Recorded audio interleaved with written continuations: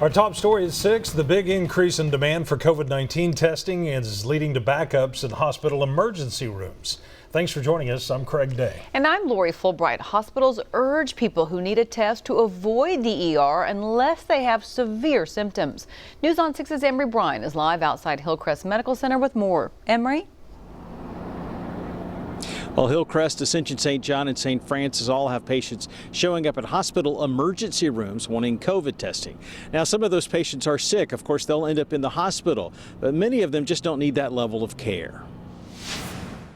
COVID-19 testing sites are as busy as they've ever been, with the Omicron variant fueling new infections and long waits for tests. There's lots of sites you can find online. The problem is finding anybody that still has testing if you don't get there first thing in the morning. Terry Nordstrom got in this line waiting several hours after leaving another testing site. They ran out after we'd been in line for about an hour. Experiences like that is what's pushing some patients to try hospital emergency rooms.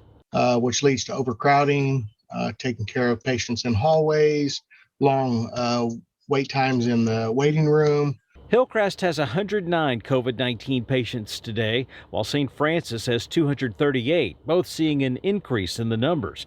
But most people seeking out testing at the ER won't need hospitalization. But what we are is asking for people not to come to the ER just for a COVID test. There's usually almost no wait for vaccination, which can prevent some of the worry driving the demand for tests.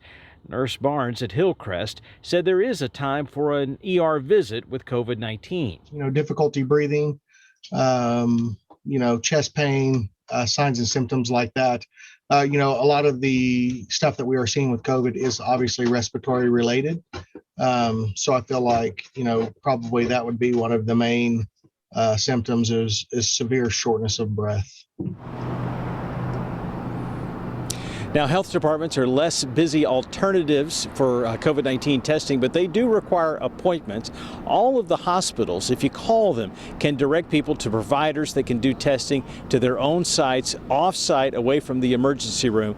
Of course, that's a better way to get testing without the chance of getting infected in an emergency room that's filled with all sorts of sick people. Reporting live in Tulsa, Emery Bryan, Oklahoma's Own, News on 6.